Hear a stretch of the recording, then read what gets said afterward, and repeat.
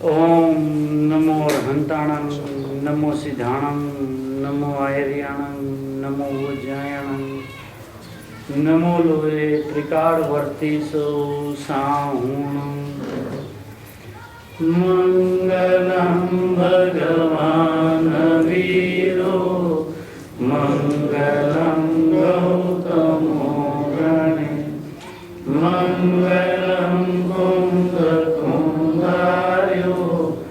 जैन धर्मोस्तु मंगलम् सर्वमंगल्यं सर्वकल्याणकारकं प्रधानं सर्वधर्माणां जैनं जयतु शासनम्। आलोचना गुरुदेव श्री थी समझिए। અત્યારનું મંગલમય પ્રવચન આલોચનાનું છે।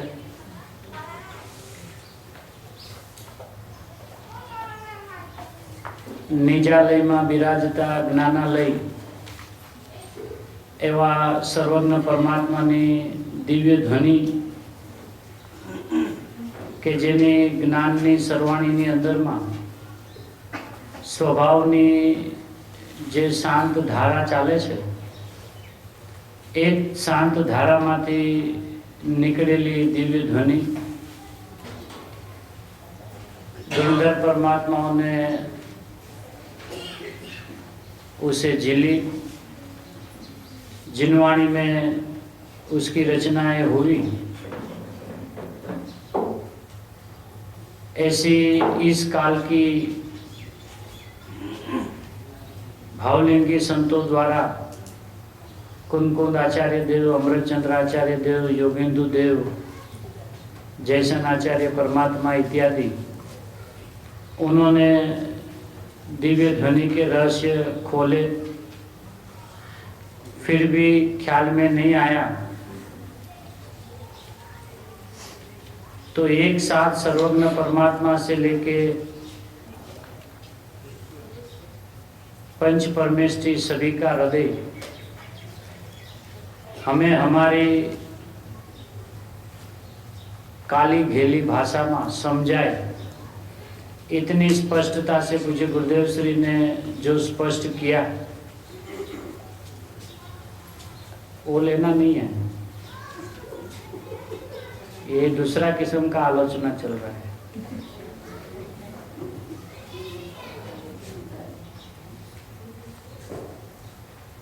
वो तो भैया ने बताया शाम को प्रतिक्रमण के साथ में ले लेंगे।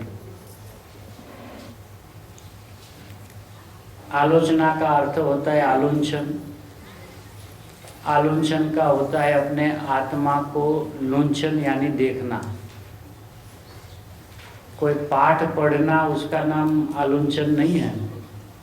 वो व्यवहार से उसमें गाथाएं को स्मरण करके अपने निज स्वभाव को देखते रहना, उसका नाम आलुंछन है। अब अपने स्वभाव को देखने की विधि क्या है, ये परमात्मा प्रकाश की 92 नंबर की गाथा में आचार्य भगवंत ने चेतन भाव का वर्णन करते और उसमें गुरुदेव श्री उसका हृदय क्या खोले कि प्रथम तो वितराग परमात्मा के ज्ञान में आया हुआ जो वस्तु है, वो वस्तु द्रव्य गुण पर्याय, और वो द्रव्य गुण पर्याय स्वरूप जो वस्तु है उसमें तीनों अपनी अपनी सत्ता में माँ सत्ता है, तीनों सत है और तीनों आपस में एक दूसरे के अपेक्षा बिना के हैं। ऐसे ही सर्वज्ञ परमात्मा के ज्ञान में आई हुई वस्तु व्यवस्था, उसमें से यदि वर्तमान में परिणमन रहा पर्याय स्वभाव, यानी कि क्षणिक पर्याय की स्वतंत्रता जिसे न बैठे, उसे त्रिकाल ध्रुव उपादान कभी दृष्टि में आता नहीं है। इस बात का गुरुदेव बार बार दोहरा के कि पर्याय को है कहा है उसका आशय दूसरा है कि पर्याय पर्याय को पर्याय जाने, ऐसी पर्याय दृष्टि का नाम पर्याय है ही है। यदि व्यवस्था से देखें तो पर्याय एक समय की ही है, उत्पाद व्यय वाली ही है, क्षणिक ही है और नाशवान ही है। ऐसा उनका स्वरूप है, ऐसा।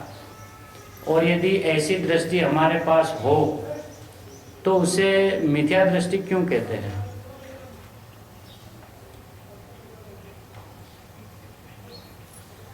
पर्याय स्वरूप के बारे में हमें ज्ञानी परमात्माओं ने जैसे बताया कि पर्याय एक समय की है तो हमने हा भरी, पर्याय क्षणिक है हा भरी, उत्पाद व्यय वाली है हा भरी, विनाशिक है हा भरी, तो हम पर्याय को ऐसा ही तो जान रहे हैं। फिर वो पर्याय दृष्टि कैसे कही जाए? या तो फिर वो पर्याय नहीं है और उसको पर्याय जान रहा है, उसका नाम पर्याय दृष्टि है। इसलिए दो बात इसमें और भी गहराई से समझने योग्य है कि एक तो वस्तु अखंड है।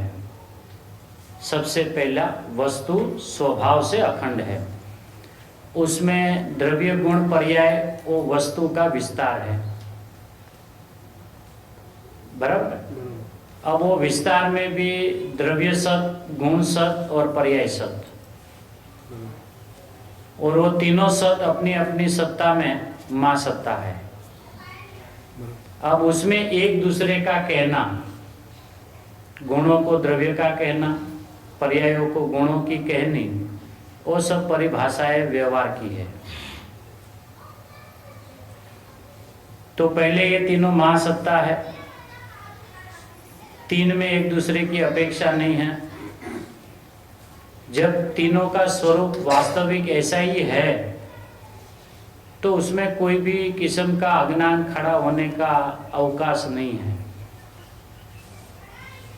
वो कल्पना में अज्ञान चल रहा है, वो विषय जुदा। वास्तविकता से अपने स्वरूप को निहारे और व्यवस्था यदि ज्ञानियों ने हमें जैसी बताई है ऐसी समझे तो वहाँ पे कहीं पे भी किसी भी विभाग के अंदर में अज्ञान नहीं है। इसलिए पहले से अज्ञान को पुष्ट नहीं करना, पहले वस्तु की व्यवस्था क्या है, कैसी है और हमारे ज्ञान में हम उसे कैसे समझते हैं, इतना निर्णय करना। इसलिए आज भी गुरुदेव बार बार दोहराते थे कि लोगों ने द्रव्य गुण पर्यायનું જ્ઞાન નહીં અને પર્યાય રહિત ભગવાન કેવો છે એની દ્રષ્ટિ એને થતી નથી। तो पर्याय तो है, प्रत्येक गुण है वो एक दूसरे के अधीन नहीं है। अब उसमें एक बात समझने योग्य ये है कि त्रिकाली शब्द जो आता है ना, तो उसमें बड़ा कंफ्यूजन खड़ा हो जाता है कि त्रिकाली यानी द्रव्य ही होता है, पर्याय नहीं होती। तो त्रिकाली का अर्थ क्या है, और वो त्रिकाली दोनों को लागू पड़ता है, द्रव्य को और पर्याय को। यदि ऐसा ज्ञान स्पष्ट हो जावे तो पर्याय स्वयं त्रिकाली है, ऐसा पर्याय को जब पता चले तो उसका स्वर ऐसा अहमपना अंदर में से उठे बिना रहेगा नहीं। तो वो कैसे है दोनों की व्यवस्था, कि दोनों पहले त्रिकाल है, द्रव्य भी त्रिकाल है और पर्याय भी त्रिकाल है। दोनों में से एक भी पहले त्रिकाली नहीं है। हाँ, पहले दोनों त्रिकाल है, मतलब जिनकी हयाती, जिनका अस्तित्व होना कायम है, ऐसे दोनों त्रिकाल है। तो पहले दोनों त्रिकाल है अब त्रिकाली जब शब्द आता है ना तो अभेदवाचक शब्द है, वो अभेदता को बताता है। तो जब द्रव्य त्रिकाल है तो वो कैसा है कि अनंत गुणात्मक है। जब वो द्रव्य को अनंत गुणात्मक कहे तो वो अभेदता बताता है। तो पहले वो त्रिकाल, अब वो त्रिकाली।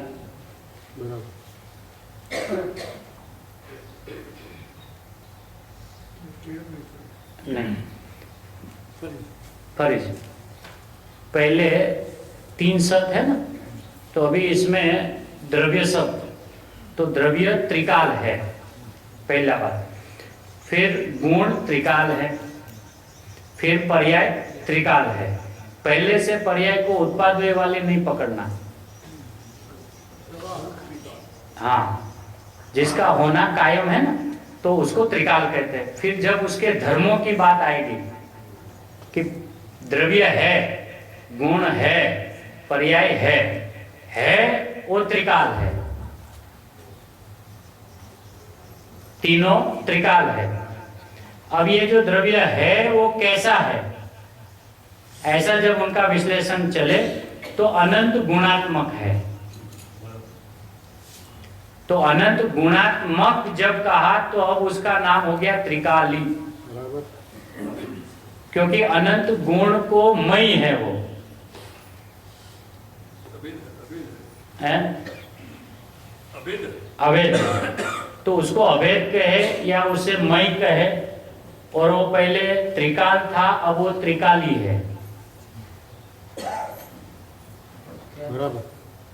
हैं? हाँ, अंतर क्या है कि त्रिकाल में अपनी सत्ता, अपना अस्तित्व का पहचान है। त्रिकाल कि भाई मैं अनादि अनंत हूं। पहले तो अपनी सत्ता का ऐसा हमने स्वीकार किया ना, हम अनादि अनंत है। फिर जब हमें पूछा कि हम अनादि अनंत कैसे हैं, तो कि अपने ही अनंत गुणों के वैभव से भरे हुए हैं, है ना। तो ऐसा ये जो द्रव्य है वो पहले त्रिकाल है, गुण है वो त्रिकाल है, पर्याय है वो त्रिकाल है। तो ये पहले तो त्रिकाल है, तीनों काल उनका अस्तित्व है। हाँ, तीनों काल उसका अस्तित्व है। अभी तीनों में से एक भी उत्पन्न नहीं हुआ है। तीनों में से एक भी उत्पन्न नहीं है, तीनों अनादि अनंत है। तभी तो द्रव्य सत, गुण सत, पर्याय सत है ना। त्रिकाली है इसलिए पर्याय सत नहीं, पर्याय तो एक समय का सत नहीं ना, अभी नहीं, अभी तो तीनों है, द्रव्य है, गुण है, पर्याय है। अब जो है वो नया नहीं होता है वो त्रिकाल है। हैं? किसको? हाँ हाँ, तो अभी उसमें उसका त्रिकाली कैसे आ गया तो वो अपने को समझना है ना, क्योंकि हम जब त्रिकाली शब्द आता है तो सिर्फ इनको ही त्रिकाली समझते हैं और इसको क्षणिक समझते हैं, पर्याय को। अब यदि पर्याय में क्षणिकपणा ही मात्र हो और वो अपने को त्रिकाली माने,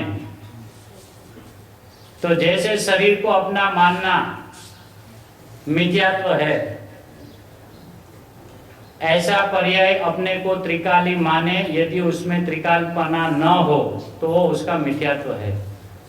द्रव्य और गुण तो तीनों कालों काल एक समान है।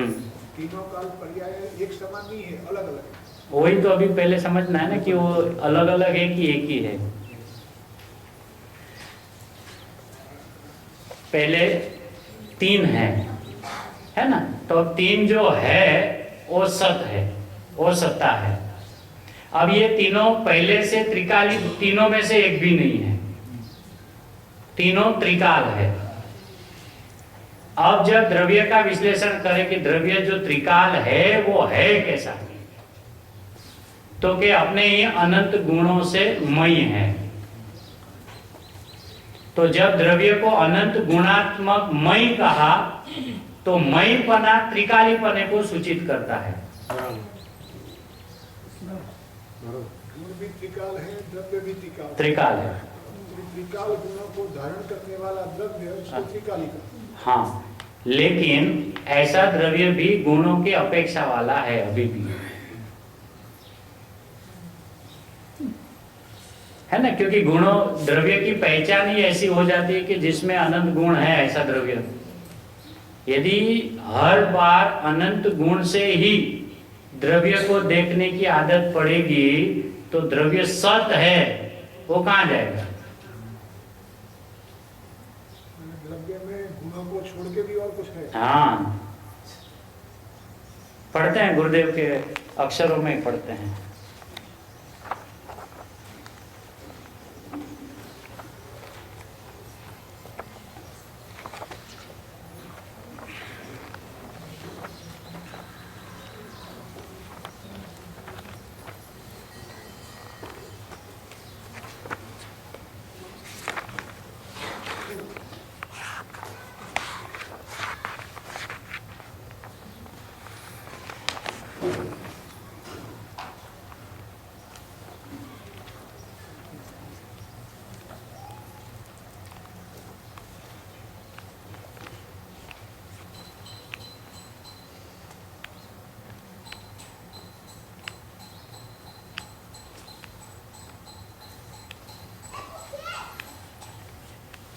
એક પેજ ઉપર છે, તમે ગુણ પર્યાયને કાઢી નાખ્યા તો રહ્યું શું?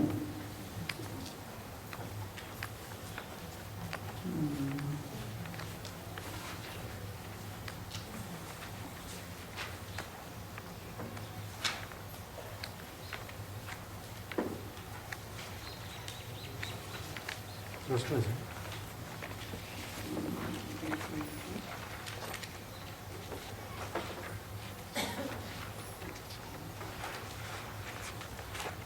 પરમાત્મા પ્રકાશમાં જ છે.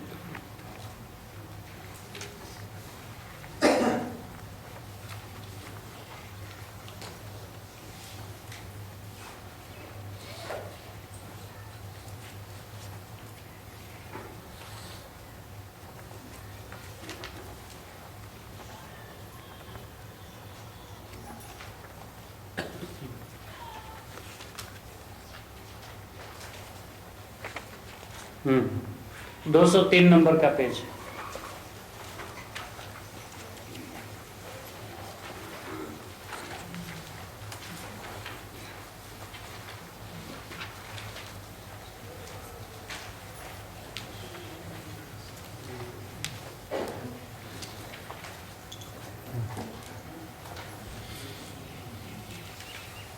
श्रोता ने प्रश्न पूछा है कि ये तो कहे छे तमे गुण और पर्याय ने काढ़ी नाखो तो रह्यु शू?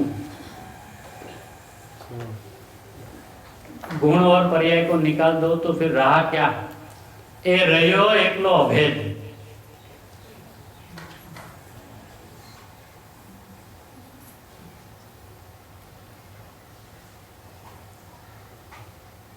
गुण भेद नहीं।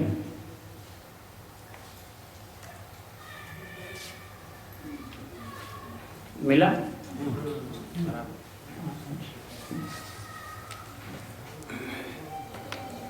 गुण भले हो अंदर, गुण भले हो अंदर, पण ए गुण छे एम केवुं ए असत्यार्थ छे, झूठ है। एक रूप आत्मा, एक रूप आत्मा, एमा आ गुण एम केवुं भेद पाडीने जाणવું ए व्यवहार थई गयो, असत्यार्थ થઈ ગયો, જૂઠું થઈ ગયું, ઉપચાર થઈ ગયો, ભારે કઠણ।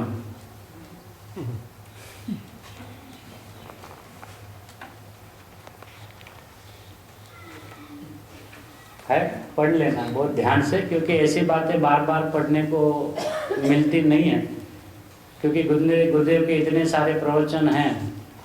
अभी अभी जब से अक्षरस का काम चालू हुआ है तो अपनी दृष्टि में आता है, वरना यदि ये प्रवचन हम सुन भी लेवे तो सुनने में भी यदि अपना उपयोग की तीव्रता इतनी न हो तो वो अपन सुनते हैं और फिर ध्यान में से उतर जाता है।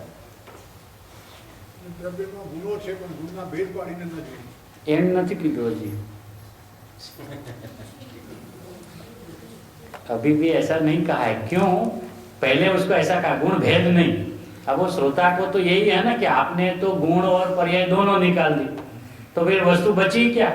उसका मतलब कि उसको वस्तु में कुछ हो तब वो वस्तु दिखती है। हाँ, और पहले वस्तु ऐसा नहीं दिखता है। पहले वस्तु है उसमें क्या क्या है, नहीं तो फिर दो ही सत प्रवचन सार में आता है, गुण सत पर्याय सत। तो वहां पे 3 लिया है ना, द्रव्य सत, गुण सत, पर्याय सत। तो वहां द्रव्य किसको लेना है ना? यदि वहां पे भी अपन ये व्याख्या बनाए कि वो गुणों का समूह, तो गुणों तो को अलग से सत का ही दिया है ना, तो वहां फिर द्रव्य किसे ले लो?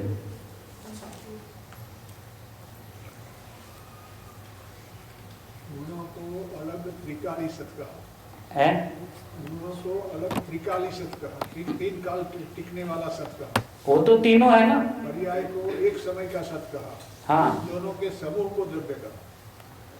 हाँ, ऐसा नहीं है। वो तो शुरू की जैन सिद्धांत प्रवेशिका की बात है।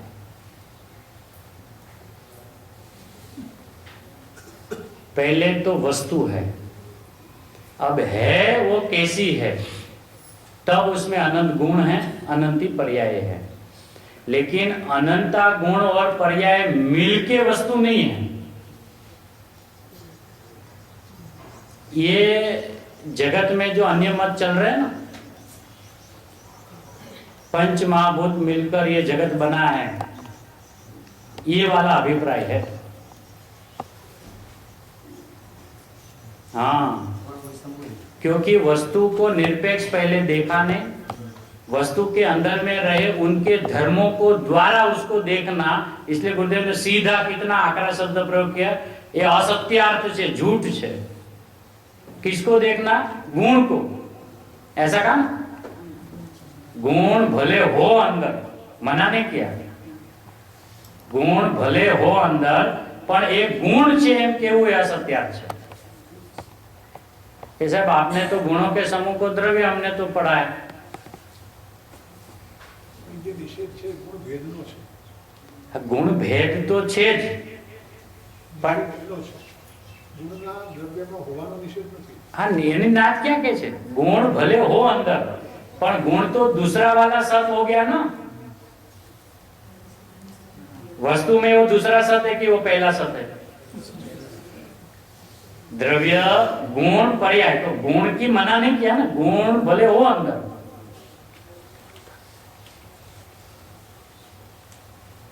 पहला जो जवाब दिया ना बहुत मार्मिक है, ये रहो एकलो अभेद, एकलो अभेद के जेमा गुण भेद ही नहीं, मतलब गुण है और उसका भेद नहीं, ऐसा नहीं।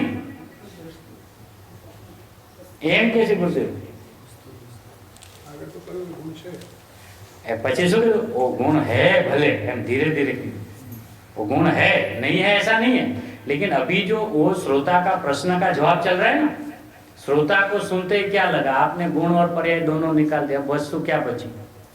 वस्तु समाप्त होगी। उनका ये कहना है और गुरुदेव को ये कहना है कि वस्तु तो फिर भी वस्तु रही, पहले ये दृष्टिकोण उसको बताना है। उसमें से गुण निकल जाते हैं या पर्याय नहीं होती, ऐसा नहीं कहना है।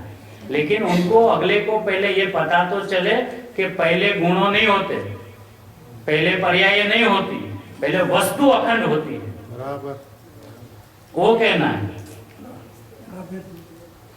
अब जिसको एक अखंड वस्तु दिखेगी, अभेद, वस्तु से वस्तु अभेद, गुण सहित अभेद नहीं, बराबर, वस्तु से वस्तु अखंड अभेद, फिर उसमें गुण देखना तो गुरुदेव की असत्य दृष्टि है, वो झूठी दृष्टि है।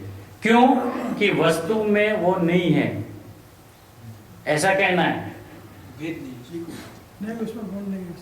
वस्तु में गुण नहीं है, गुणों में गुण है,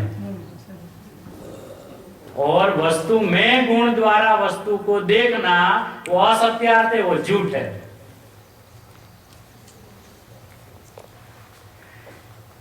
वितराग परमात्मा का मार्ग है भैया, एकदम बहुत गंभीरता और बहुत उंडप चाहिए। श्रोता भी गजब का प्रश्न पूछा ना कि आपने तो गुण भेद भी हटा दिया, पर्याय की तो आप बात करते ही नहीं हो क्योंकि पर्याय तो द्रव्य में है ही नहीं, तो अब बचा तो गुण ना। और अब आप बोल रहे कि गुण અને पर्याय ने काढ़ी नाखो, રહ્યું શું? એ એકલો રહ્યો ભેદ।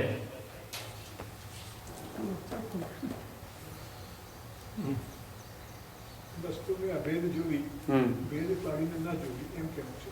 ના, કારણ કે વસ્તુમાં ભેદ જ નથી, ગુણ ભેદો છે, ગુણ અભેદ નથી। એમાં એક એક ગુણથી અભેદ છે। આ અભેદને આ શબ્દને પણ ઊંડાણમાં જવું પડે। भैया थोड़ा हिंदी में ये जो मतलब गुजराती ख्याल में आता है कि एकदम ही नहीं आ रहा है, थोड़ा थोड़ा परिचय हो तो अच्छा हो। चले अभेद है ना, अभेद वो हर एक को अभेद लागू पड़ता है। जैसे गुण अभेद ऐसा कहे ना, तो इसका मतलब क्या कि ज्ञान गुण जो है ना, वो ज्ञान गुण से अभेद, द्रव्य से नहीं, अपने आप में अभेद। पर्याय अभेद यानी गुणों से अभेद नहीं, द्रव्य से अभेद नहीं, पर्याय में अभेद, ऐसा तीनों को ये अभेद विशेषण लागू पड़ता है।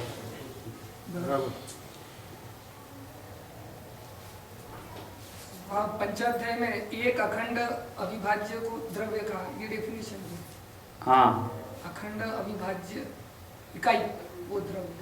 हाँ, इकाई वो द्रव्य है ना। अब देखो, कहने का उपाय तो ऐसा है कि वस्तु को अखंड बताते, अभेद बताते, तो वो अपने जो अभिप्राय में द्रव्य की जो व्यवस्था ख्याल में आई है ना, तो हम उसी तरह उसका अर्थघटन करते हैं कि देखो वस्तु क्या होती है कि अभेद होती है। फिर उनको कुछ अभेद मतलब किससे?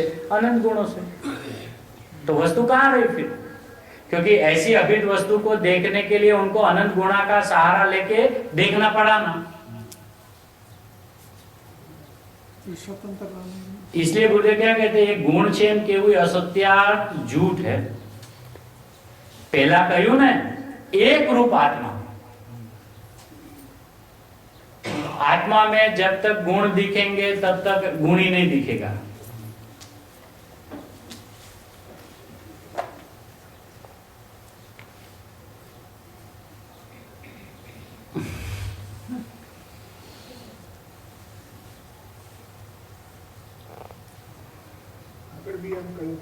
भेद पाड़ीने जोવું તે વ્યવહાર છે। એટલે નથી એમ। भेद જોવું કોને? દ્રવ્ય નહીં। હા હા, પણ કેવી રીતે જોવું કે ગુણના આધાર વગર જોવું, ગુણ નથી એમાં એમ જોવું, અને પછી એમાં પેલા ધીરેથી ગુણ છે। કારણ કે આખી વસ્તુથી જ્યારે વાત કરો તો વસ્તુની અંદરમાં દ્રવ્ય છે, ગુણ છે, પર્યાય છે, એમ એટલે એને સર્વથા નિષેધ નથી કર્યો। પણ અત્યારે જ્યાંથી ઉભા રહીને जहां से खड़े रह के वो बताना चाहते हैं, वहां पे गुण देखना, उसमें गुण देखना वो असत्यार्थ है, वो झूठ है। અભેદ બતાવીએ છીએ ત્યારે ગુણ ભેદ ન દેખો, है જ્યારે અભેદ બતાવવા માંગીએ છીએ ત્યારે ગુણ ભેદ ન દેખો, એમ દેખો કેવું છે? नहीं ना, अभी तो सिर्फ द्रव्य का विश्लेषण चल रहा है भैया, क्योंकि द्रव्य में गुण दिखा तो द्रव्य नहीं दिखा, क्योंकि गुण है वो तो सबको अभी पता चल गया ना।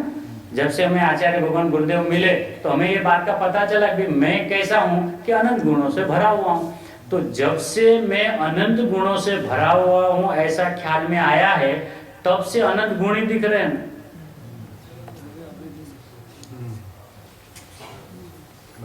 एक नहीं दिख रहा है ना, एक नहीं दिख અનંત ગુણાત્મક એક।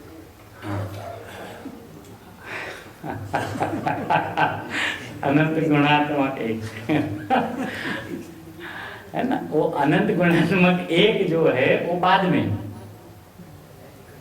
पहले एक हाँ पहले तो मैं एक हूँ, बाद में अनंत गुण मेरे में होने पर भी मैं अनंत नहीं हूं ऐसा जब बताना हो तो अनंत गुणात्मक एक में हूं, तो वहां पे भी वजन कहाँ आया? एक में हूं। लेकिन पहले मैं एक हूं, बराबर। जिसमें एक गुण को भी देखना, अनंत की तो बात छोड़ो, एक गुण पे नजर जावे तो गुरुदेव के वो असत्यार्थ है, वो भेद है, वो झूठी दृष्टि है, परद्रव्य। और अभी स्वद्रव्य परद्रव्य की वैचनी में भी वही आया 252 के कलश में ना।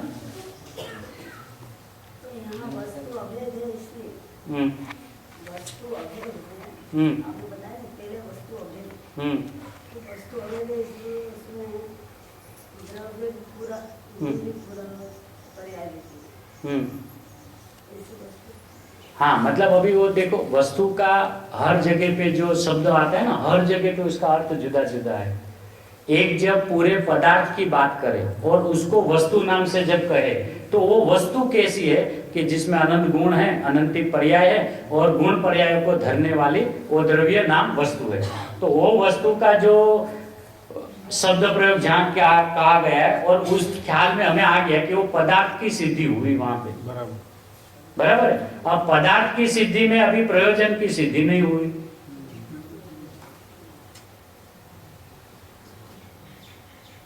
पदार्थ की जब सिद्धि करना हो और उसमें तीनों है ऐसा कहो तो कोई दोष नहीं, त्यारे तो तब तो तीनों ही है। लेकिन अभी अपने को समझना क्या है कि त्रिकाली शब्द जो आता है ना, तो वो त्रिकाली क्या, क्यों बार बार त्रिकाली शब्द आते ही द्रव्य ही क्यों दिखता है, पर्याय को अपना त्रिकालीपना क्यों नहीं दिखता?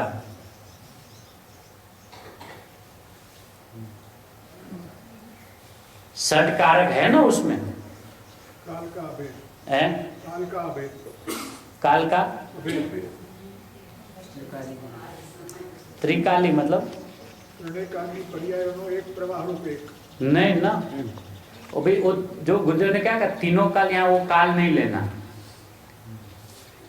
बाहर का समय तो लेना ही नहीं, क्योंकि एक हमारी जिम्मेदारी ये है कि जब से हमारे सामने समय सार जी आया तब से हमें समय नाम आत्मा ही दिखनी चाहिए।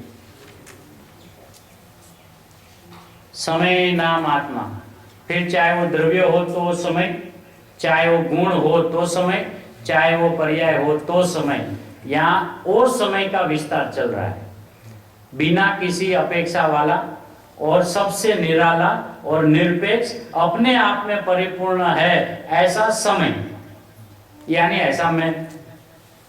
अब मेरा जो कॉन्स्टिट्यूशन है उसके अंदर में हमारे जो तीन विभाग है, वस्तु एक है, और इसका विस्तार में जाओ तो द्रव्य सत, गुण सत, पर्याय सत, ऐसे तीन। अब वो तीनों अपने आप में कैसे परिपूर्ण है? यदि वस्तु को गुणों के समूह से देखा जाए तो वो अपूर्ण है।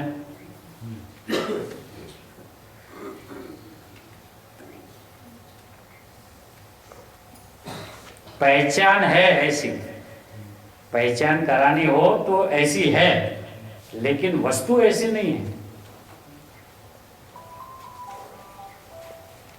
तो द्रव्य सत, गुण सत, पर्याय सत। तो अब श्रोता को जब ऐसा सुनते सुनते ख्याल में आया होगा तो सभी का चिंतन यही चलता है कि भैया गुण और पर्याय निकाल दोगे तो फिर वहां कुछ बचा ही नहीं। हालांकि व्यवस्था ऐसी है कि वस्तु में से न कभी किसी गुण को निकाला जा सकता है, न किसी पर्याय को हटाया जा सकता है। वो तो अपना बंधारण तो अनादि अनंत सुरक्षित है। ये तो उस वस्तु को देखने का नजरिया जो है वो कैसा है।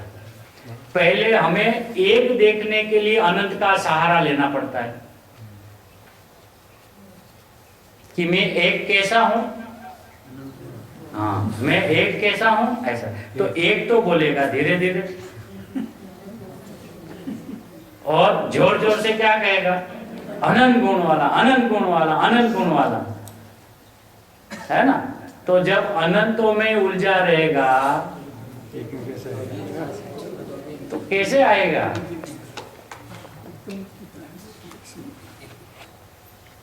विलास के प्रारंभ में हाँ द्रव्य की समूह को विश्व, हाँ विश्व तो कोई चीज ही नहीं। हाँ।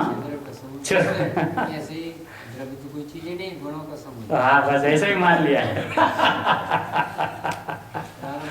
ऐसा है ना, क्योंकि वो तो विश्व की जब व्यवस्था को बताना हो कि भैया विश्व किसे कहे, तो छह द्रव्य स्वरूप विश्व है, तो छह द्रव्य स्वरूप विश्व बताओ जगत में, तो विश्व तो कोई है ही नहीं। विश्व कहाँ है? छह द्रव्य है, विश्व नहीं है। अब छह द्रव्य के समुदाय को विश्व कहे तो छह द्रव्य तो कभी मिलते ही नहीं आपस में, कभी एक दूसरे को पहचानते ही नहीं है ना। तो परिभाषा ये समझाने की है, वो उसका तरीका अलग है, और समझने का जो बात है वो अलग है। तो शुरू में समझाए तो ऐसे जाए कि भाई व्यवस्था ऐसी है, छह द्रव्य जहां एक साथ एक ही आकाश के क्षेत्र में रहते हो उनका नाम विश्व है। फिर तो जब वो आकाश के एक क्षेत्र भी कहने लगे तो भी आचार्य भगवान को तकलीफ हुई, तो फिर के स्व द्रव्य क्षेत्र काल भाव सबको भिन्न भिन्न बताना पड़ा, कि वरना एक दूसरे में वापिस मिलान नहीं कर ले, है ना। तो जैसे जैसे बात को रखा उस बात को वापिस आगे जाके उठावा भी है, ऐसा नहीं कि जो रखा वही परम सत्य कह दिया। आकाश के एक क्षेत्र में रहते फिर कहते नहीं नहीं सबका अपना अपना क्षेत्र है, ऐसे वो छह अपने में तीन।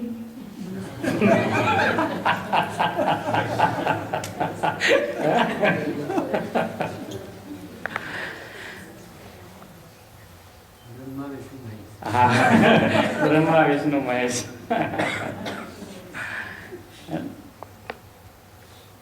तीनों महासत्ता है। गुरुदेव को कहना है कि पहले एक रूप आत्मा को देख। तो भैया एक रूप आत्मा को देखना मतलब कैसे देखना, कि जिसमें एक भी गुण नहीं दिखे, ऐसा देखना, बिना गुणों का। कभी कल्पना भी आती है बिना गुणों को आत्मा को? हाँ वही मूल आत्मा है। गुणों के समूह वाला आत्मा देखना वो व्यवहार दृष्टि है, वो झूठी दृष्टि है। आखिर का दिन है ना, है ज्ञान सो आत्मा। हाँ वो भी तो व्यवहार है। वो तो ये अपन गाथा आगे 306 से पढ़ी थी ना, 356 से लेके जे जेनु होय ते तेनु न होय ते तेज होय। हाँ हाँ हाँ ज्ञान सो मलेज की भाषा से इतना विश्लेषण किया कि ज्ञान सो आत्मा। तो विश्लेषण भी कितना किया आचार्य भगवंतों ने, और विस्तार भी कितना किया कि मैं एक आत्मा हूँ।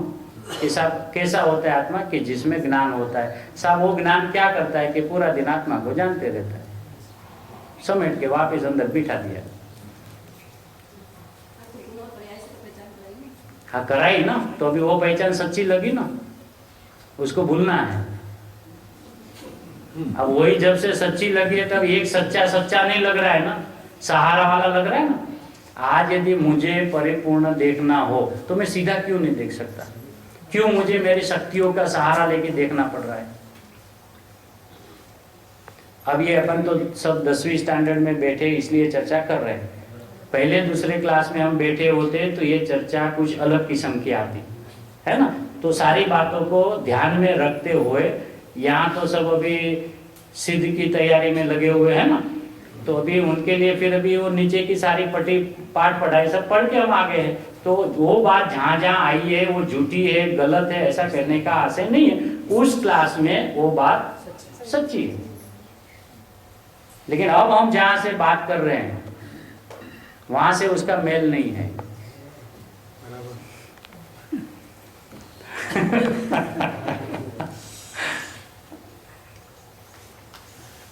गुरुदेव ने ऐसा ही नहीं कहा है कि गुण છે એમ કેવું એ असत्यात છે, झूठ છે। पहले कहा ना एक रूप आत्मा, जोर कहाँ आया? पहले कहा ना एक रूप आत्मा, एमा आ गुण एम केवू भेद पाड़ीने जाणो ये व्यवहार थी गयो। मतलब व्यवहार हुआ, इसका मतलब क्या हुआ कि उसके ज्ञान में आत्मा ज्ञान में से सरक गया, वो व्यवहार हो गया। जैसा है ऐसा नहीं देख पाएगा। हाँ, और उसमें जो आनंद है, इसलिए गुरुदेव ने हर बात को रखा, किसी बात को आगे, लेकिन उसका जो जोर है ना, कहा पहले गुण भेद नहीं, गुण भले हो अंदर, धीरे से कहे गुण भले हो अंदर, भले हो अंदर मतलब गुणों के प्रति कितनी उदासीनता है ना। जब ये शब्द हम ऐसा सुने ना, गुण भले हो अंदर है, तो मतलब उसको गुणों से जैसे कोई लेना देना ही नहीं हो, ऐसा उसका अर्थ हुआ ना। है, गुण है भैया, गुण भले हो ऐसा, लेकिन गुण वाला देखना असत्यार्थ है, झूठ दृष्टि है। ऐसा गुण ही नहीं रहेंगे फिर मैं क्या रहूंगा? तो गुणी है ना। अच्छा, वो तो गुणों को धरने नहीं, गुणों को धरने वाला गुणी कहना वो भी व्यवहार नहीं का कथन है। धर्मों को धारा है इसके लिए धर्मी कहना वो भी व्यवहार नहीं का कथन है। मैं तो अपने स्वभाव से धर्मी हूं, मैं अपने स्वभाव से गुणी हूं, किसी को धर के रखा है इसलिए मैं ऐसा हूं, ऐसा मैं नहीं हूं। निरपेक्ष, ऐसा अपना जो निरपेक्ष स्वभाव जो है, फिर उसमें दूसरा पड़खा की जब बात आवे, गुण के विस्तार की बात आवे, तो गुण गुण में है और हर गुण अपने में ही अभेद है। ज्ञान गुण दर्शन गुण में नहीं, दर्शन गुण चारित्र गुण में नहीं, तो जब सब अपने अपने में है तो उसका नाम अभेद है ना। फिर सब साथ में है तो उसको भी व्यवहार से अभेद कहा। सब गुणों का समुदाय है ना, तो समुदाय कहा तो एक नहीं हुआ ना, सब साथ में है, तो साथ में है लेकिन सब आत्मा है, इसलिए उसको अभेद कहा। लेकिन आत्मा होने पर भी ज्ञान ज्ञान है, दर्शन दर्शन है, चारित्र चारित्र है, आनंद आनंद है। ऐसे सबकी आइडेंटिटी भी अलग अलग है ना। तो एक आत्मा को देखने के लिए उसको अनंत से शुरुआत करके देखना वो असत्यार्थ है, वो झूठी दृष्टि। इसलिए अपने अभिप्राय में ये बात स्पष्ट होए और श्रोता भी ऐसा लायक होगा कि भैया उनके चलते हुए प्रवचन में ख्याल आ गया कि साहब आप क्या कह रहे हो। फिर बचा ही क्या, जब आपने गुण और पर्याय दोनों निकाल दी तो फिर वस्तु ही नहीं रही, कि नहीं वस्तु फिर भी रही, क्योंकि वस्तु में से ये दोनों नहीं होना ऐसा कभी हो नहीं सकता। लेकिन वो जब दोनों होते हैं तब वो वस्तु उनसे नहीं होती है। वस्तु भूलते हैं तब उनको उस वस्तुओं से देखो मत। हाँ, होना है उसका, उसमें कोई अनादर नहीं, उसका कोई मना नहीं, उनका कोई तिरस्कार नहीं है। लेकिन जब तीनों को आचार्य भगवान ने सत कहा तो बार बार ऐसा प्रश्न अंदर उठना चाहिए, सब गुण सत पर्याय सत तो ख्याल में आता है, द्रव्य सत आप क्या कहना चाहते हो? पहले पर्याय सत, गुण सत, द्रव्य सत ऐसा नहीं कहा। द्रव्य सत, गुण सत, पर्याय सत है ना। तो अभी हम गुणों के समूह को वहां पे वापिस वही परिभाषा यदि वहां पे वापिस लगा देवे कि गुणों के समूह को तो द्रव्य कहते हैं, तो फिर गुणों की जरूरत क्या थी? ये दो ही सत होते, ये तीन हैं। वो तीन है ना, तीसरा मतलब ये जो पहला वो अधिष्ठाता है। प्रवचन सार में जैसे अधिष्ठाता जो शब्द प्रयोग किया है ना, ये वो अधिष्ठाता है। और अधिष्ठाता किसी के होने से अधिष्ठाता नहीं होता है, उसका बहुत कुछ होता है।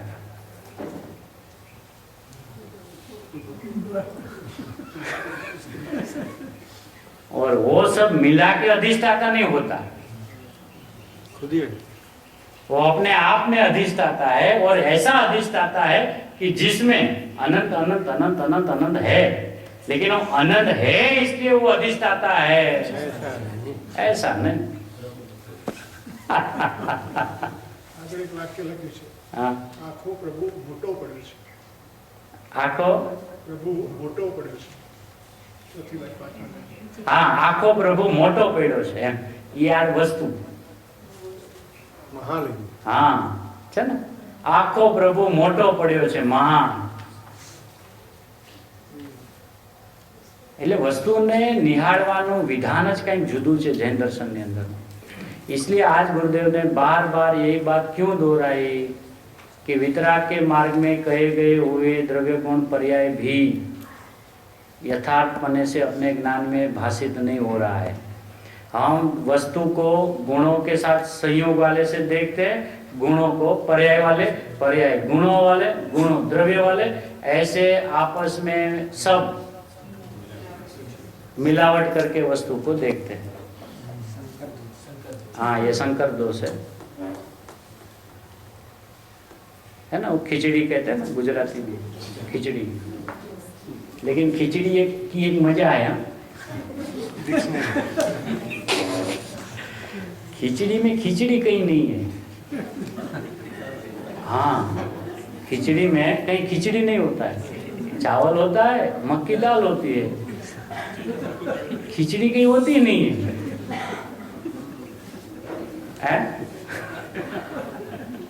વિશ્વ જૈસા. हाँ, खिचड़ी में खिचड़ी बताओ. और जिस पे हाथ रखेंगे ना, या तो वो चावल होगा या वो मूंग की दाल होगी, खिचड़ी होगी ही नहीं. और उसको पूछे, मैंने तो खिचड़ी पूछा है, भैया खिचड़ी नहीं है, दोनों अलग अलग है.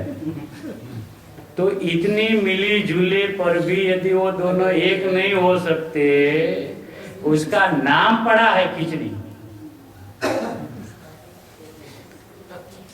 ऐसा अपना है ना, गुण पर्यायों के समूह वाला द्रव्य, ऐसा नाम पड़ा है. अंदर ऐसा है नहीं. अंदर द्रव्य द्रव्य गुण गुण पर्याय पर्याय, तीन सत्ता महासत्ता.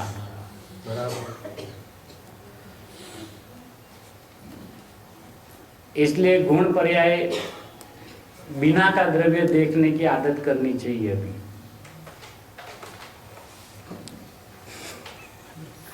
क्योंकि गुण पर्याय वाला द्रव्य तो बहुत घुटा है. संपन्नता बताने की. हाँ, वो वैभव बताना हो, महिमा लाना हो, गरिमा लाना हो कि भी मैं एक हूँ, वो कैसा हूँ. क्योंकि हमेशा जीव को ऐसा लगा है कि मैं एक हूँ ना, मतलब मैं अधूरा हूँ. एक जब हमें कोई कहता है तो हमेशा अपने को अपना अधूरापन भासता है कि आप अकेले हो, क्या मैं अकेला हूँ. तो पूछने वाला भी ऐसी, हाँ, पूछने वाला भी ऐसी गरीबाई से पूछता है ना, आप अकेले हो. हाँ, मैं अकेला हूँ.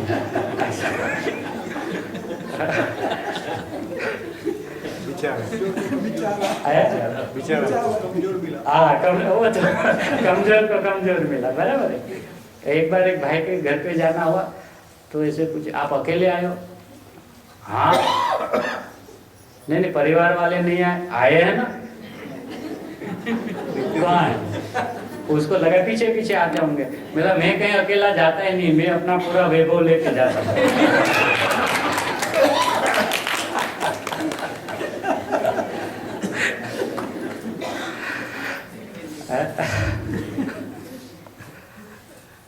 वो एक खाली लगा तो आचार्य भगवान को अनंत गुणों की चर्चा करनी पड़ी ना. है कहाँ?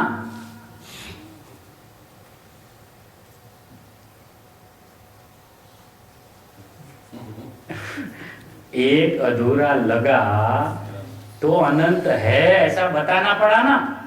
क्योंकि जीव को जगत की अनंतता बहुत भाषित होती है ना. जगत में बहुत अनंत अनंत अनंत अनंत है, तो उससे अनंत गुना अपने में बतावे, तब तो हम बाहर से व्यावृत होके अपने घर में आवे ना. यदि हमें पहले ही बता दे आप तो एक हो, तो बोला हम एक अकेले क्या करेंगे, इससे जगत में बहुत अनंतता पड़ी है, इधर उधर घूमते रहेंगे, मजा करेंगे. ऐसा तो आचार्य भगवान कहते हैं कि जगत की जितनी अनंतता है उससे अनंत अनंत अनंत अनंत अनंत अनंत अनंत गुनी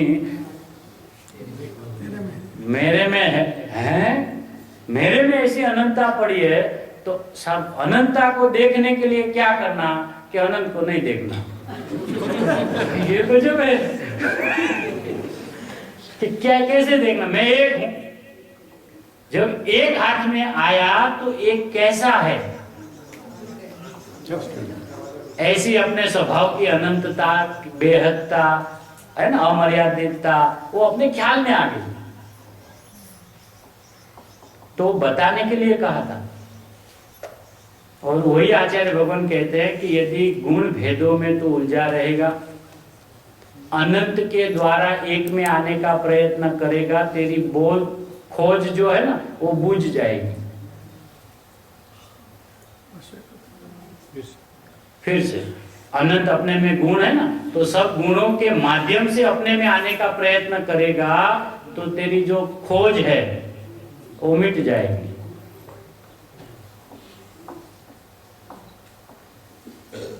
और एक में आएगा तो अनंत का ज्ञान हो जाएगा।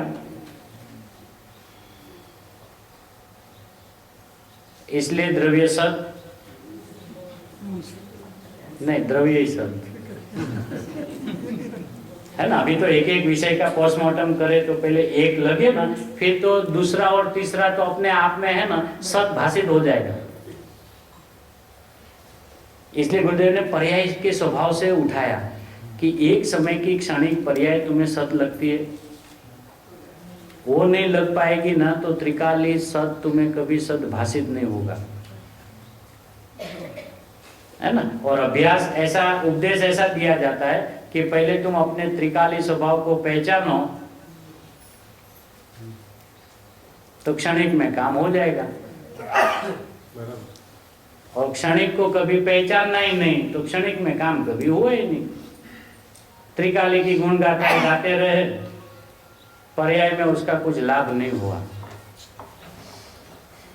ये जो गुरुदेव बार बार कहते हैं ना कि भगवान की दिव्य ध्वनि में ऐसा आता है कि यदि तू हमारी ओर देखेगा तो तुम्हें राग होगा, तुम अपनी ओर देखो तो वितराग होगे। वो भगवान का उपदेश भव्य को नहीं है, अंदर अंदर में त्रिकाल स्वभाव जो भगवान है वो पर्याय स्वभाव को उपदेश देता है। यदि तू मेरी ओर देखेगी तुझे राग होगा, तो अपनी ओर देखेगी तो वितराग होगी।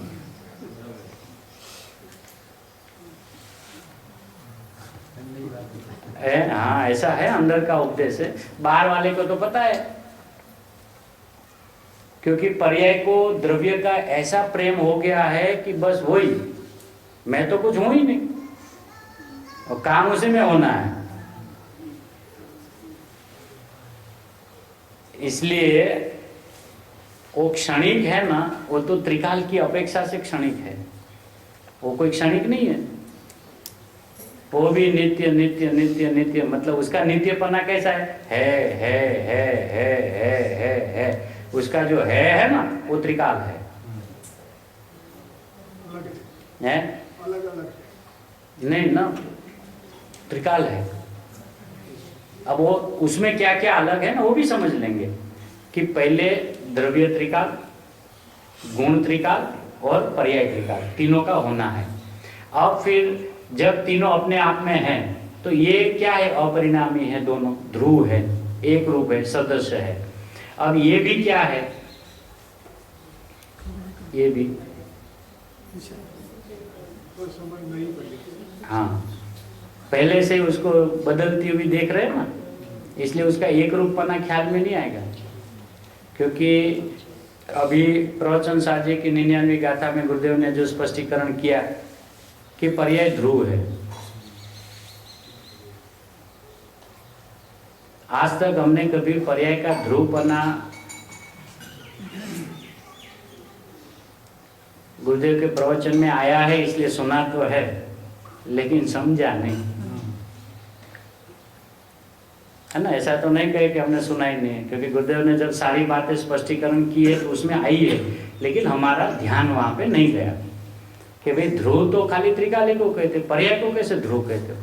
और गुरुदेव ने कोई एक लाइन में, कोई एक ही शब्द में खाली उसको एक ही बार ध्रुव कहा हो, ऐसा नहीं है। पूरे प्रवचन में वो ध्रुव कैसी है उसका स्पष्टीकरण किया कि पर्याय को ध्रुव कैसे कहते हैं कि पहले पर्याय है ना, है ना, है ना, है ना, वो है, वो उसका ध्रुवपना है। अब वो कैसी है तो उत्पाद वे की बात आएगी। ये है वो कैसा है तो अनंत गुणों वाला है ऐसी बात आएगी। तो ये अनंत गुण से जब अभेद की बात आएगी तो इसका नाम जो त्रिकाल था वो अभी त्रिकाल ही हो जाएगा, क्योंकि अभी गुण से अभेद हो गया। ठीक है, अब ये पर्याय पहले त्रिकाल है, अस्तित्व का सातत्य है? अस्तित्व का सातत्य, अस्तित्व का सातत्य मतलब उनका कायम होना है ना। अब वो पर्याय भी तो कायम है, पर्याय कायम होती नहीं है। पर्याय को देखने का पहले नजरिया बदलना पड़ेगा। पहले पर्याय है वो होती है वो होती है, तो सीधा होती है वो नहीं दिखेगी। है ना, पर्याय है ना, है उसमें क्या है कि उसमें उत्पाद वे है। अच्छा, क्या है वो होती है, तो वो जो होती है तब वो कैसे होती है कि जैसे वो होती है ऐसी वो होती है।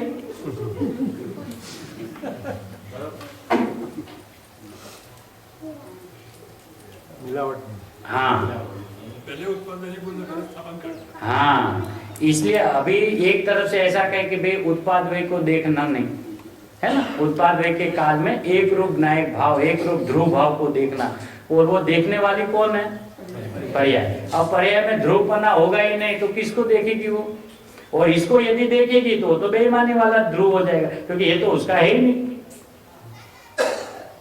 अंदर के स्वभाव की बात करें तो त्रिकाल स्वभाव जो है वो पर्याय स्वभाव का है ही नहीं, क्योंकि पर्याय स्वभाव त्रिकाल में है ही नहीं। जब वो एक दूसरे में स्वभाव से अभाव है, वस्तु से पूरी एक है, अखंड वस्तु से पूरी चीज एक है, लेकिन एक के अंदर में दो स्वभाव है, उसमें एक स्वभाव में दूसरे स्वभाव का अभाव है। और वो अभाव वाले का आश्रय करे मिथ्यात्व है। परस्पर अतद्भाव। अतद्भाव शास्त्र शब्द आवे तो मजा आवे नहीं। बराबर है, अतद्भाव है। अतद्भाव मतलब उस रूप वो नहीं है ना। तो जब वो एक दूसरे में अतद्भाव है और वो एक सत दूसरे सत का आश्रय ले, कैसे होगा? अब ये बाहर वाला विश्व है, ये पर्याय है, ये द्रव्य है, ठीक है। अब ये पर्याय जब प्रकट हुई और इसका आश्रय लिया, क्या हुआ? अज्ञान हो गया ना, बराबर है। और फिर भी अब ये इसमें आया नहीं, ये इसमें गई नहीं, ऐसा इसने इसका आश्रय लिया, क्या हुआ?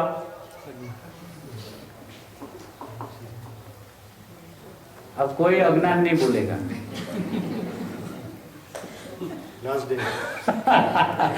एक की भी हिम्मत नहीं है अज्ञान बोलने की।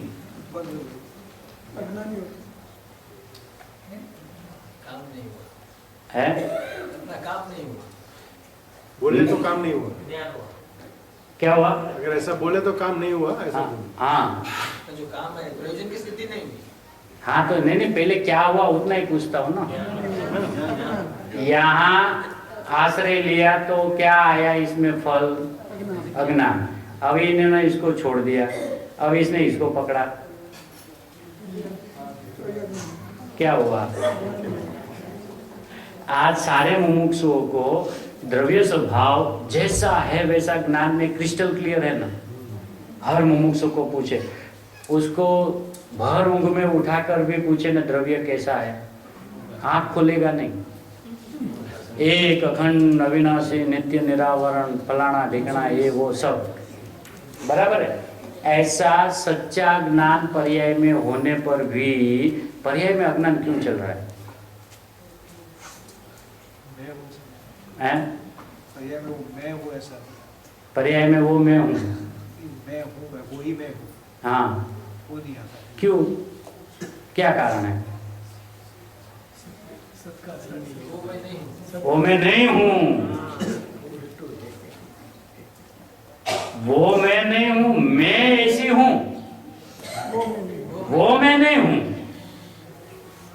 बस इतनी सी जरा सी बात रह गई है। वो को अपना है?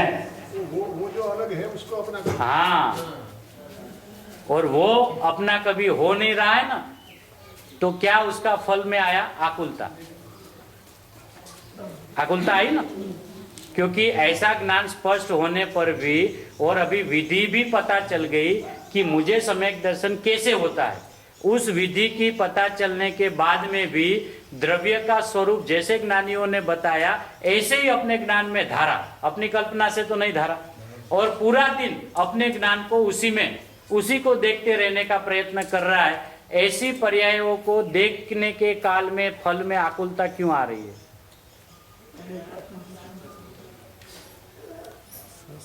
इसका मतलब ये जिस कोटि का दोष है, ये उसी कोटि का दोष है।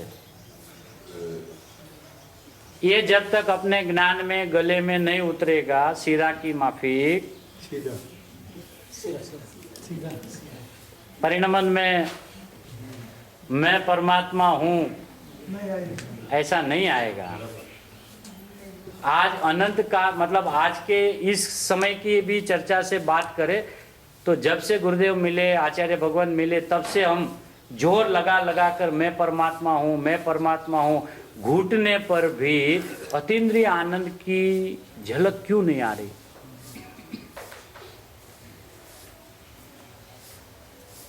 कुछ तो है उसमें कमी, कुछ तो बात समझने में रह गई है कि इसलिए अंदर से सहज से जो जोर आना चाहिए ना, बिना किसी अवलंबन का, इसलिए सूक्ष्म है।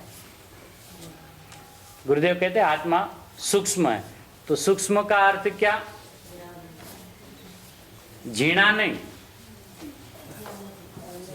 है, ऊंडा नहीं, सूक्ष्म यानी गहराई वाला, बहुत बारीक, अति सूक्ष्म, ऐसा सूक्ष्म का अर्थ नहीं है। सूक्ष्म का अर्थ है निरावलंबीपना।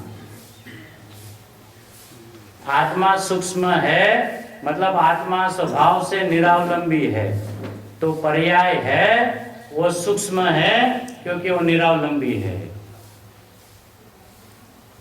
क्योंकि यहाँ पे कोई चर्म चक्षु से तो आत्मा को देखना नहीं है कि जिसे सूक्ष्म करके देखा जाए। तो ज्ञान में सूक्ष्मता लाने के लिए गुरुदेव ने कहा कि अपने ज्ञान को सूक्ष्म करो। तो कैसे करे ज्ञान को सूक्ष्म? ज्ञान पकड़ में ही नहीं आ रहा है तो सूक्ष्म कैसे करे? तो वहां पे गुरुदेव को यह कहना है कि ज्ञान को सूक्ष्म करना, इसका अर्थ अपने ज्ञान को किसी के अपेक्षा बिना निरपेक्ष सीधा देखना, स्वावलंबी पने, अपने से ही अपने में अपना कार्य हो रहा है, मेरी सत्ता से मेरे में ये हो रहा है, ऐसा सीधा देखना, उसका नाम सूक्ष्म है।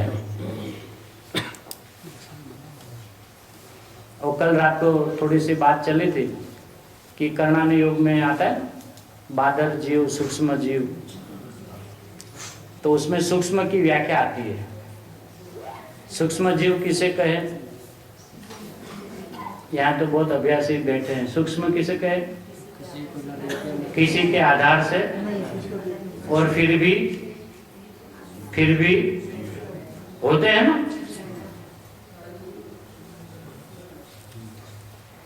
किसी के आधार नहीं फिर भी,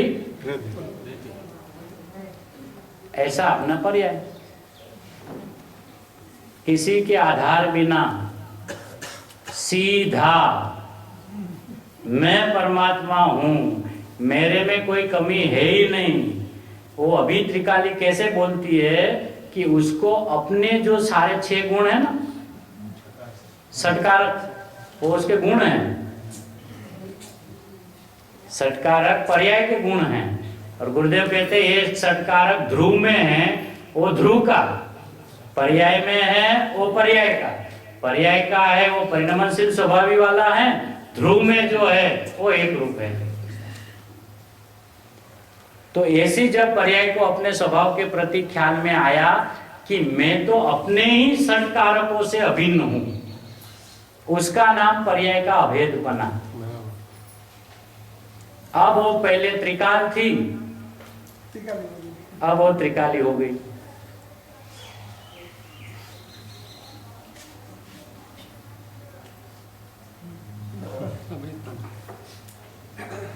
ये त्रिकाली के साथ वो मिलती जुलती नहीं है।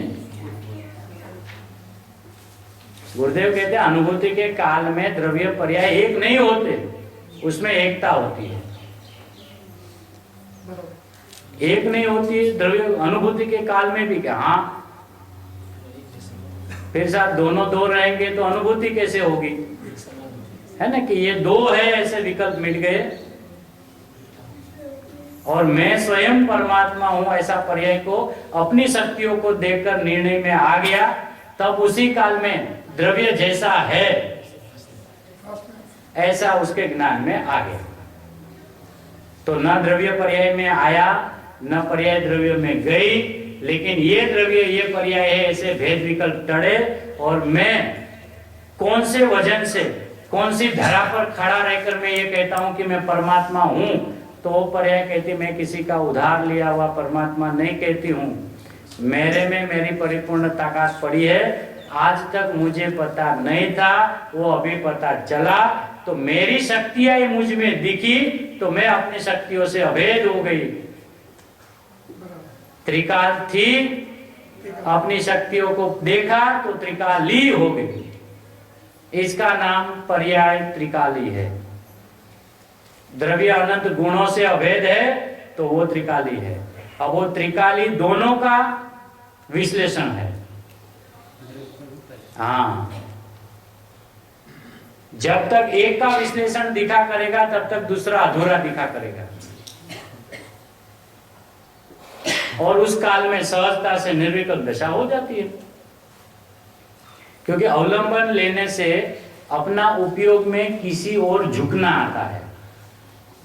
अवलंबन लेना यानी क्या? भले इधर नहीं झुके तो अपने में, अपने ही दूसरे विभाग में झुकना तो पर्याय में आया ना। तो वो तो उनके लिए जैसा ये कार्य था वैसा ये कार्य है। और उपदेश ऐसा दिया जाता है स्वसन्मुख हो।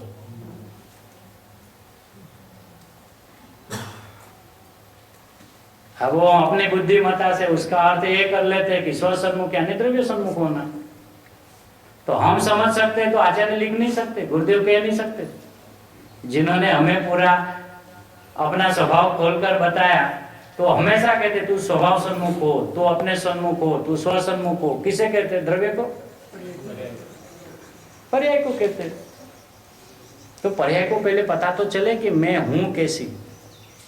इसलिए गुरुदेव ने पूरे के पूरे षटकारक के माध्यम से उनकी स्वतंत्रता की चरम सीमा को खोला कि भैया हमें षटकारक पर्याय में है वो तो हमें साफ पता है, भैया तुम्हें अभी पर्याय के षटकारक के बारे में नहीं पता है। क्योंकि कोई ना कोई एक कारण है ना द्रव्य के साथ जोड़ के रखता है। 6 में से एक है ना वो द्रव्य के साथ में लगा के ही रखता है। और भाषा में पर्याय सत है ऐसा बोलता है, और भाव में कार्य तो उनको देखने के बाद ही होगा, ऐसा उनको कुछ अकेले हो नहीं सकता। इसलिए पर्याय का षटकारक समझना यानी पर्याय स्वभाव को समझना, और पर्याय स्वभाव को जब समझ में आने लगा कि ओ हो मैं मात्र एक समय की हूं, इतनी मैं नहीं हूं, मैं तो त्रिकाल हूं, त्रिकाल हूं। त्रिकाल पर्याय होती है और पर्यायों का धर्म उत्पाद व्यय है। और उत्पाद व्यय में भी उत्पाद त्रिकाल होता है।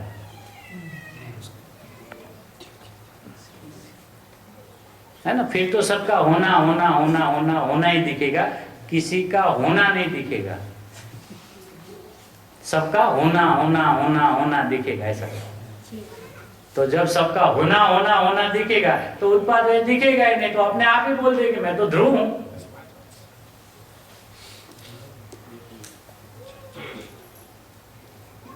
तो ध्रुव त्रिकाली ध्रुव को देखकर नहीं बोलती है, इतना नक्की करना है। क्योंकि प्रवचन सार का अभ्यास भी गुरुदेव को सर पे और हृदय में विराजमान किए बिना पढ़ना नहीं।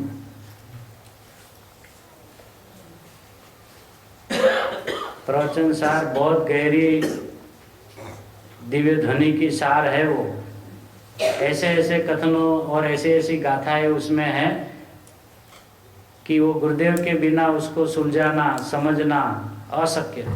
इस काल में तो अशक्य है। वही शास्त्र की गाथा हम लेकर बैठे तो अर्थ का अनंत कर देवे, और वही गाथा फिर जब गुरुदेव का सुने सर पटकावे। अरे ऐसा उसका अर्थ होता है, हमने तो ऐसा समझा। इसलिए जिनवाणी का यदि अभ्यास करने का बहुत गरज लगे तो गुरुदेव के प्रवचनों के अलावा सीधी जिनवाणी पढ़ना, मैं अपना सिर्फ अभिप्राय कहता हूँ कि अपना अहित करने के बराबर है।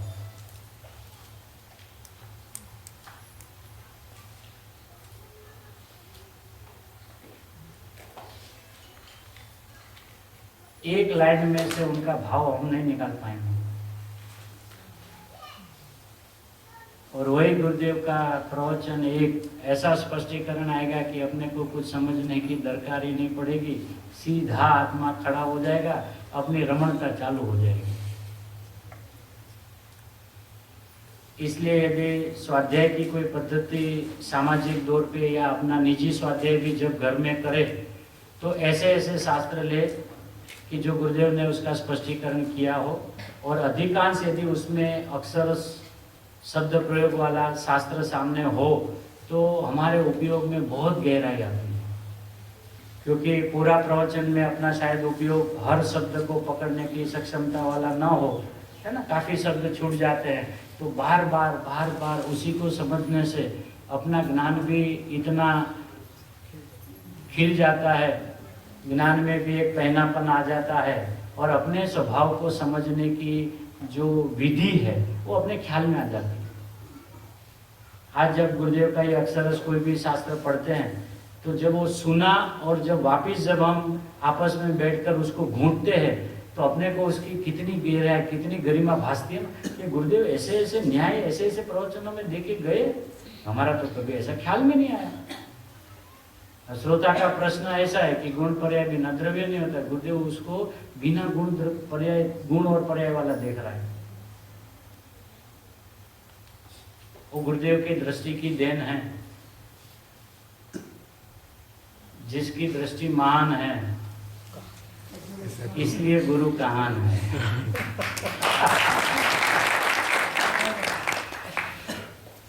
ऐसे कोई गुरुता की वजह से, कोई संप्रदाय की वजह से वो पूजे नहीं जाते हैं। उनकी दृष्टि की जो तिखास, जो पहनापन है, वस्तु को सीधा पकड़ने का विधान जो उन्होंने हमें दिया है, इसलिए वो गुरु महान है।